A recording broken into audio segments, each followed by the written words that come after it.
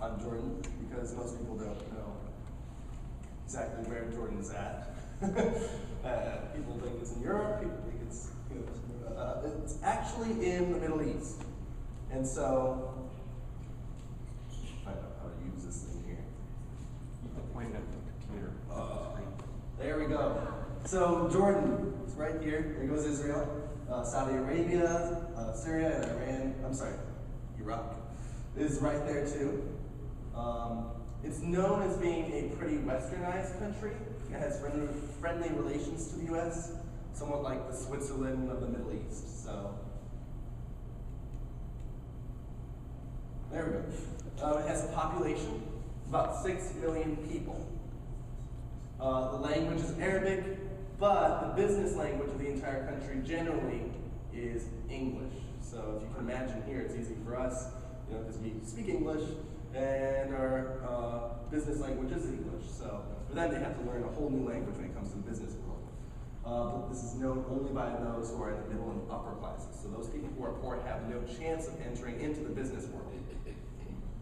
The religion is 92% Sunni Muslim and 6% Christian. And that's mostly Orthodox. So you probably wouldn't be meeting in a room like this. You'd probably be meeting in a big temple with a lot of chanting and icons. So as you can imagine, the CMA, Christian Missionary Alliance, this church, isn't really founded in that area. There are a few, and we're kind of getting it going. So evangelical churches are very small in number. The reason I want to go to Jordan is because of the conflict I know that there's Muslim resistance to the gospel. It's not fanatical like that in Iraq and in Palestine. But because if you're a Muslim, the Hadith, the Muslim tradition, says that if you convert to Christianity, you must be killed. So people are very, very extremely hesitant to convert to Christianity, to any other religion. You have to be Muslim. Unemployment is another problem. The official is about 13%, which is higher than here. The unofficial can be anywhere from 13% to 30%. We're not really exactly sure.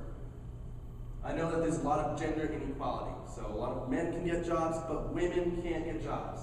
So I see this, I'm like, oh, this is an awesome opportunity. I mean, it sounds like a conflict. I'm like, oh, I can see God working in this. People get cheap foreign labor. So because they can't get high quality work, they just get cheap work from people from Iraq and Egypt. And Jordan is not able to sustain its own economy. 86% of its income is from tourism. So if that falls, they're done for. So I came up with a solution. It was interesting. Last year I wrote a paper on this, and that's exactly why I'm going to Jordan, because I feel compelled. I see this unemployment going up and just everything working to its downfall. And I said, hey, this would be a great job to teach English as a second language over there, because it is a business language, and we can show them the gospel through that. And lo and behold, the CMA does that. So I was like, oh, I wasn't the first one to think about this. So this helps Christians gain a foothold to evangelize. In the Middle East, generally what happens is if you go in there as a Christian missionary and that's all you do, you have the opportunity. Usually they kick you out after a while. But if you establish a foothold in there and say, hey, we're doing something and preaching the gospel, they'll be like, okay, we'll let you stay. So this builds relationships with the community. As I said earlier, because they're Muslim, they probably don't want to take the chance of becoming Christian because they'll be ostracized. If they build community with people like us, missionaries and local Christians, they're generally less hesitant to convert, and they just do it. This helps us train better quality workers. So they won't be looking for people in Egypt and Iraq for labor. They'll look in their own country. They can sustain themselves. And yeah, English is the business language of the world, so why shouldn't they have the opportunity to know it? And so how can you pray for me as I go over here to Jordan to teach English as a second language? You can pray for me. I have 4 points you can pray for. That God will use me to accomplish His work. That God will provide for the expenses. the expenses because it's not easy just going up and leaving to Jordan, that I'll be kept safe and for Christ's love to be seen in my team as I work with them. So, go on to my sermon here. I don't know if my sermon's up next PowerPoint. But